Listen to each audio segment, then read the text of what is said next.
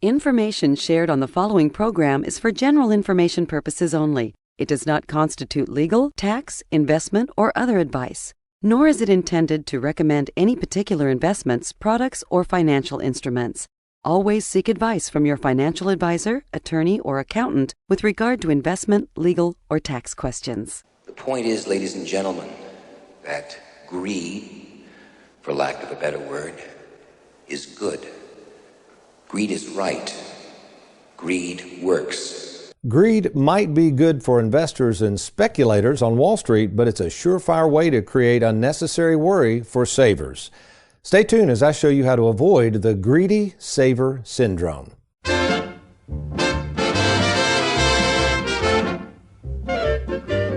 Welcome to the Worry-Free Retirement with best-selling author and fiduciary Tony Walker. If you got it, you don't need it. If you need it, you don't got it.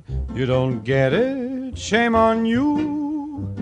Funny, funny, funny what money can do. Them that have it, get more of it. The less they need it, the more they love it. And it sticks to them like glue. Funny, funny, funny what money can do. Greed. Webster's defines it as a selfish and excessive desire for more of something, such as money, than is needed. I can tell you one thing, in my 36 years of meeting with over 15,000 savers, I've learned that it's very easy for savers to fall victim to seeking more than what is needed. Yet, isn't that what life is all about? Working hard and saving hard so that you can spend the fruits of your labor on things that go beyond what is needed. Because in reality, we're all a tad greedy. Let's admit it. Think about it. All we really need to survive is a little roof over our heads, a pillow to lay our heads down at night, and a small daily rationing of food and water. That's really all we need. Anything beyond that falls into what we call wants. But since we're human, and seeing as though our basic needs can get a little boring, we tend to want more and more above what is needed, which is no problem unless we get greedy. You see, this innate desire of satisfying our wants can create more and more worry, or worse yet, something we call the greedy saver syndrome.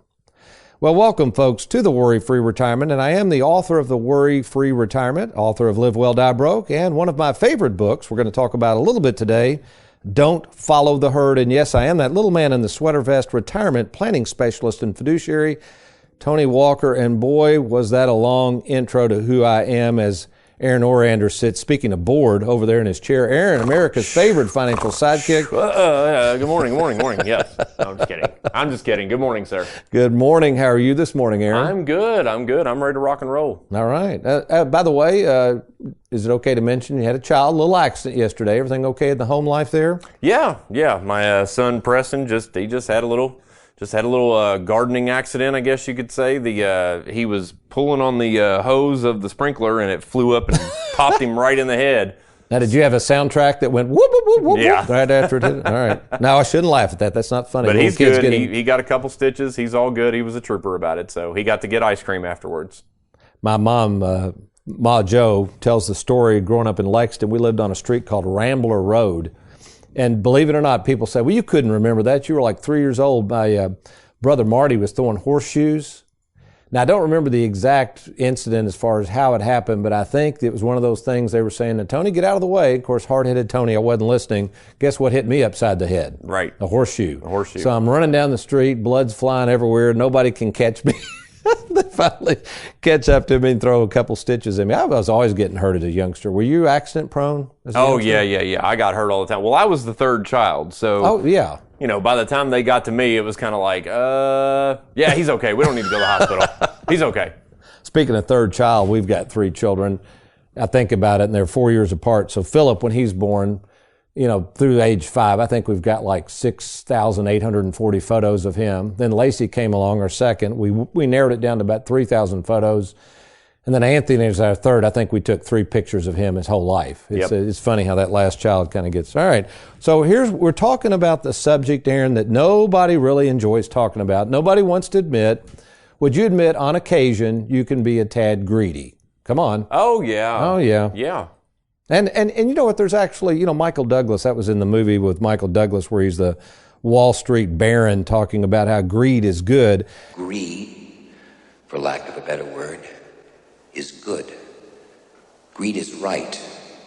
Greed works. And I think I see his point. I wouldn't say greed is good, but I think a healthy dose of being ambitious is all right. Wouldn't you agree? Oh, yeah. I mean, we're all here to make money and try to improve our lives, and as long as we don't affect other people negatively, I don't think there's anything wrong with a little dose of positive greed. But what we're talking about today, folks, if you're a saver, if you're that person riding around in your car and you're thinking, I'm more concerned about the return of my money than on it, you got to be careful falling into something called the greedy saver syndrome. It's a term we came up with. You know who actually came up with this term in our office, Aaron?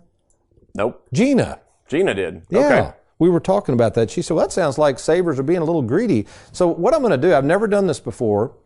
Aaron, I know you didn't want me to do this. You're saying, Tony, you're breaking the flow. I want to start off with a Tony in the trenches, okay? Because I think this Tony in the trenches question we recently got will help set the stage for what I'm talking about for the greedy saver syndrome. You okay with that? Sure. All right, here it goes. This is from a fellow in Louisville by the name of Carlos.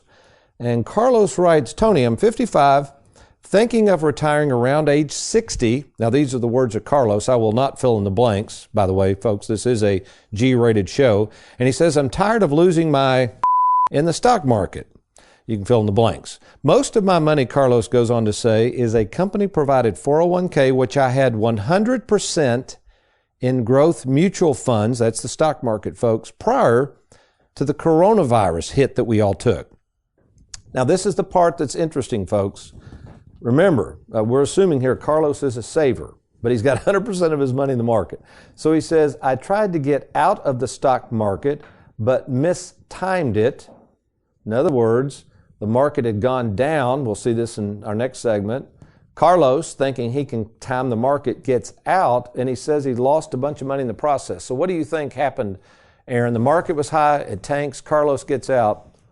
What happened? It went back up. Yep. Yeah, so as we record this show on July 14th, 2020, folks, Carlos tried to time the market.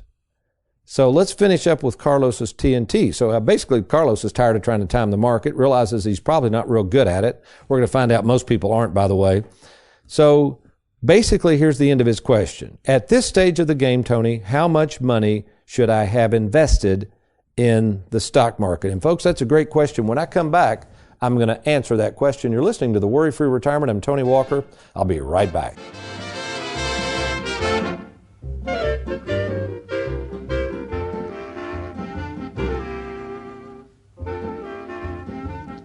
I keep hearing conflicting information about annuities. Some advisors say they're good, and some say to steer clear of them altogether. So are annuities good or bad, or how do I find out the truth? Well, first of all, I have written a little booklet that people can download at TonyWalkerFinancial.com. It's called the Annuity Decision Guide for Savers. So I've used my 35 years in this business to write a booklet that at least anybody can understand what they are first. Most people really don't know what they are. And in fact, a lot of people on Wall Street who tend to not like annuities because they don't sell them, they don't really understand them. So what I would say is annuities are the only guaranteed contract out there issued by insurance companies that can protect your principal, plus make sure you don't outlive your money. So the first thing somebody needs to ask themselves is not whether an annuity is good or bad. They need to ask themselves, is there anything I have in my 401k that can guarantee me that I won't run out of money? And more than likely the answer is no. Then if that person says, you know what? I want something that will make sure that I don't run out of money. Well, guess what? They're going to have to look at an annuity. The other funny thing about annuities and why people don't like them, pensions. You've probably heard of pensions. Pensions are annuities. So I'll have people come in sometimes and they still have a pension from their old employer, and you look at it closely and it says your annuity payment is X. So it's interesting, annuities per se, annuities have been around longer than most investments. They've stood the test of time, and I think the main reason people don't like them is Wall Street has infiltrated so much into the 401k, something that wasn't around when my granddad was even alive, and they've taken over the narrative to make people believe that Wall Street, stocks, bonds, mutual funds are the only way to go, and that's just not accurate. So annuities are pensions? That's a good way to put it. I call the annuities mailbox money. So what was the origin of this mailbox money I'm always talking about? So if you go back to my granddad, he worked for Bell South. He started there in 1932, retired in 1978. Ironically, Tina, that was the same year that the 401k was enacted into law. See, the 401k hadn't been around that long. Okay. Prior to the 401k, everybody, like granddad, enjoyed pensions. You've heard of pensions, right? Mm-hmm. You worked for your employer. If you kept your nose clean, stayed with them, and retired, the employer would in turn pay you a pension for the rest of your life. My granddad got a pension. Here's a shot of, here's a statement of his pension. You want to take a look at that? So look at this, $700 and some odd a month, but that's what he got for the rest of his life. Now you might say, well, that's not a lot of money, Tony, but it was guaranteed. And my granddad had enough sense not to spend more money than he had coming in. So he was fine for the rest of his life. So a pension is an annuity. So what happened was when the 401ks came onto the scene, Wall Street controlled the narrative. Employers got away from pensions. People kind of forgot what a pension is. Most young people don't even know what a pension is. So what we say is, well, yeah, pensions have gone the way of the dinosaurs, but we do have private annuities that can emulate what my granddad enjoyed all of his life, which is mailbox money. So yes, I love annuities because you're not going to run out of money with an annuity. Have you recently retired, been laid off, or offered a pension buyout? Has the company you work for moved, been acquired, or closed its doors forever? And finally, do you have a 401k with a previous employer you'd like to move to safer territory? Then take advantage of this opportunity to move your 401k or lump sum pension to Tony Walker Financial. Let's meet in person to discuss your retirement options. Log on now to TonyWalkerFinancial.com to schedule your free, no obligation appointment. Let us help you today.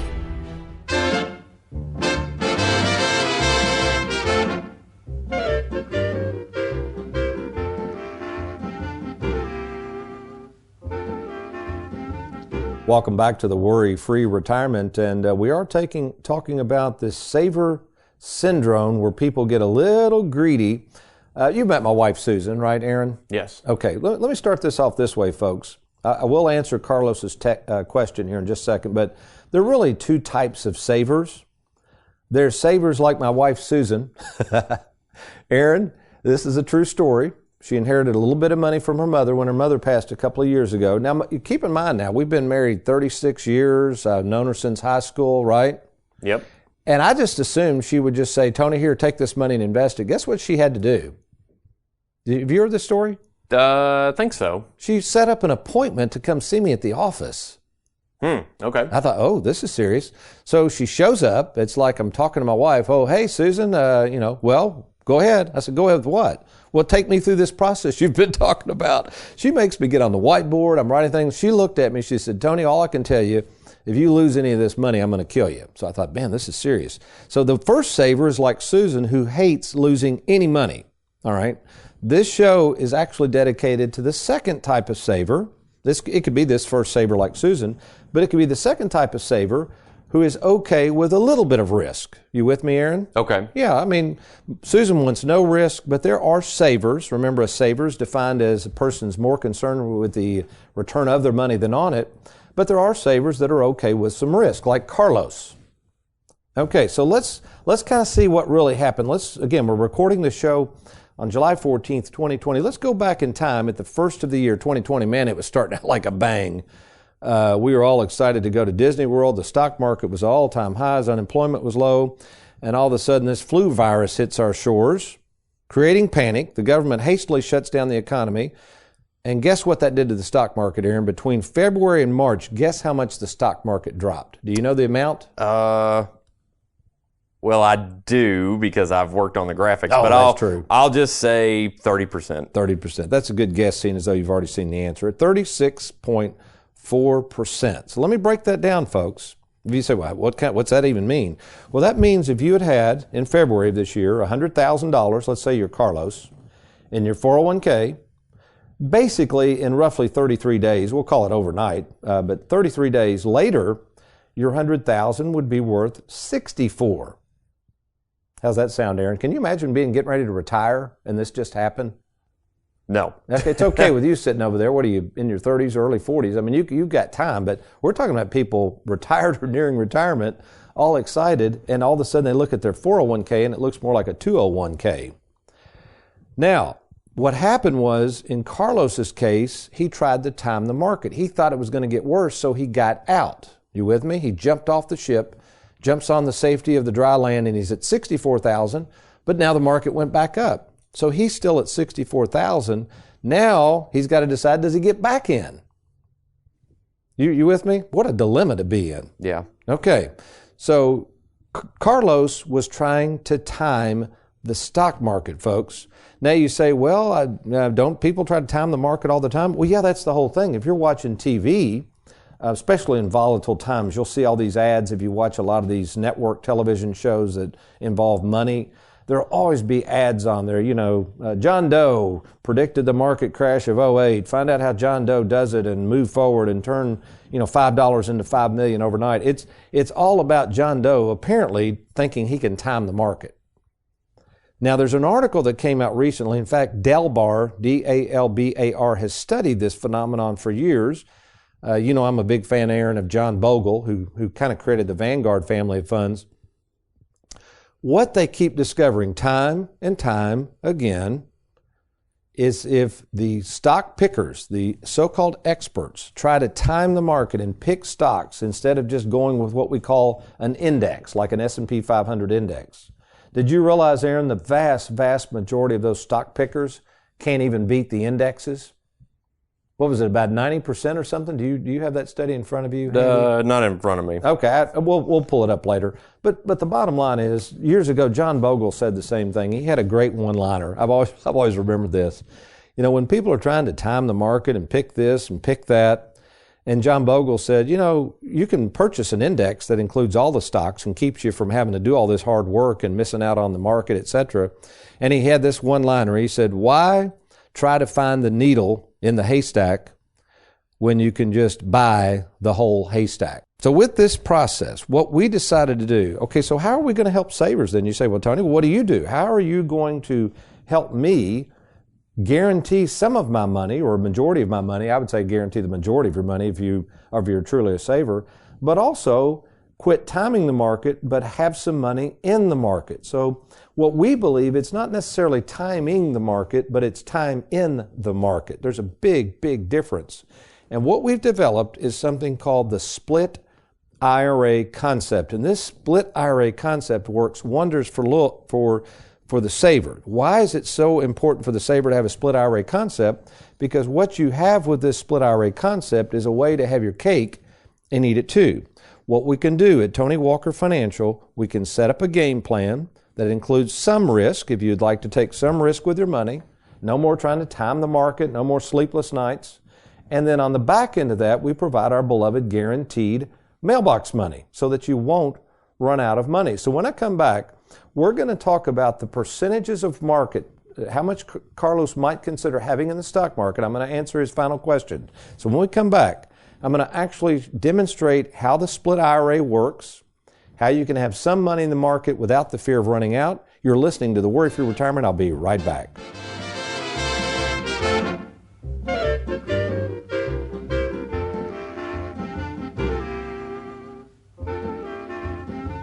Well, with us in the studio is our own Lisa Allerkamp, all the way from Bowling Green, Kentucky. Lisa, first of all, thanks for joining us. Thank you. And as we said, we just wanted you to share with the audience a little bit about, first of all, your background. You came out of the financial world, and then since that time, your work at Tony Walker Financial. Sure. Of course, my background is in financial management, and previously I was employed in the banking industry for several years, held various positions in the bank, did a little bit of accounting before I came to you into the retirement planning services. And I think I told you this, we were actually looking for another staff member to fill this position, and you didn't have quite the qualifications for this one. We needed somebody that had a little bit of investment experience, but I told Heather, I remember us saying, we've got to hire that young lady. I was so impressed with your background, and you've worked out to be a wonderful employee. And with that accounting background, it's helped because now you're doing a lot of our income plans. Explain to people when you first started with Tony Walker Financial, maybe what a retirement planning specialist you thought to be and what we do in terms of the extensive work. Right. Well, actually, I didn't really know all that went into retirement planning. It's been very eye-opening, but very rewarding to learn the process. Of course, with all the income plans, all the analysis that goes into each one, and they're specific to each individual client. So there's a lot of work that goes into each plan. And then also, give us your designation in terms of your certification in Social Security. That's been very helpful to our clients. The actual title is Certificate Holder of National Social Security Advisors Association, which just means a little extra training that allows me to assist clients with any of their Social Security issues. And so what would be a good thing to do, Lisa, if somebody has Social Security questions? There's a lot of things that come up about, when to file for Social Security. Do I wait? Do I start? What about if I'm divorced and have a former spouse? How do I work in terms of filing for that? What would be your suggestion to them, and what is the process we go through with those particular clients? Sure. All kinds of questions come up with Social Security. It's a complex thing, so I'd welcome anybody to contact me at the office or email me at lisa@TonyWalkerFinancial.com. I'll either know the answer, but if I don't know the answer, I do have resources that I'll be glad to find out. Well, Lisa, we appreciate you taking time out of your schedule to come be with us. You've become an invaluable employee, and we very much appreciate you and the work you do for our clients. I'm glad to be here, Tony. I appreciate it. You're welcome. Tired of the roller coaster ride of the stock market? Let Tony Walker show you how to smooth out the ride with your money. Log on to TonyWalkerFinancial.com and let's get started.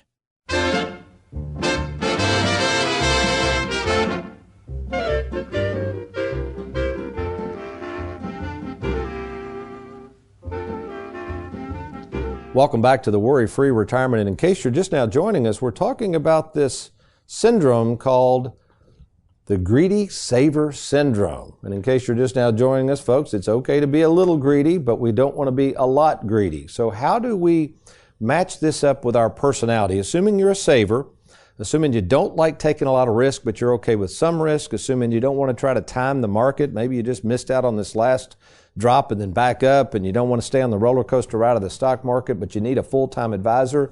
How do you pull that off? Well, the way you pull it off is with something called the split IRA concept, which I'm going to go into. But first, I want to ask Aaron a question. Aaron, 100% money back guaranteed. Have you seen those commercials before or those ads?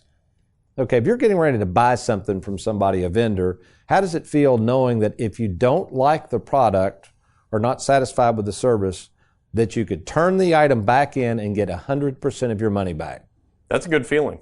Have you ever done that before? Have you ever had to return something and they just, with no questions, give you your money back? Yeah, I've had to return something before. I have a rifle that, take a rifle back? Wait a minute. Would you just use it once and took it back? This would be very suspicious. No, the rifle's fine. I actually shot it last week. It was fine. But I have a scope on it that was sent to me by a really well-renowned company in California. And when I got it out of the packaging, immediately something was wrong with it. It had I don't even know, like some type of chip in the glass or something, and it was just reflecting weird or something like that. I don't know. So I just took some actual pictures of it. I sent them to the company and said, hey, I got this just now, got it out of the box. This is what it looks like. Immediately they were like, no problem. We will send you another one. And they didn't even make me send the messed up one back. They said, put it on eBay and try to sell it? No, I kept it. I thought, well, maybe I could fix this, but I don't know anything about rifle scopes other than I like them. So I just, they emailed me back and they said, no problem. We're going to send you a brand new one. Don't worry about even sending us that old one back. It's useless. That's awesome. Yeah, I've had a few of those instances. I never forget back in the day when I was a youngster, actually it was hard to return things. Back in the 60s and 70s, people don't realize they didn't like taking stuff back. Years ago, there was a Rose's department store in Bowling Green, and my dad had got a TV, and we tried it out, and he didn't like it. So he takes it to Rose's. I'm following him in there. Okay. And he plops it up on the counter, and the lady goes, can I help you? And he goes, yeah, I need to return this. She goes, well, do you have a receipt? No, I don't have a receipt. I just need to return it. And she goes, well, what's wrong with it? And all of a sudden, he goes, I guess he just thought of something. He goes, well, his mother duplicated the gift. She didn't give me a TV. She's like, oh, okay. So it was just a funny story. But wouldn't it be nice, Aaron? Let's say you were in the stock market. You had $100,000. This recent pandemic caused it to go down to $64,000. And you just call up Wall Street and say, give me my money back. Put me back at $100,000. And they say, well, absolutely, Mr. Orander. And the next day you had $100,000 back in your account. Wouldn't that be cool? Yeah, that'd be cool. 100% money back guarantee. Man, that ain't going to happen, is it? So, folks, that's the problem. So since there's no money-back guarantee, what I thought I would do, I mentioned earlier one of my favorite books I wrote, actually, I think it came out in 2010, Don't Follow the Herd. Don't you love the cover of that, Aaron, with the cows jumping off the cliff and all that type of thing? And yeah.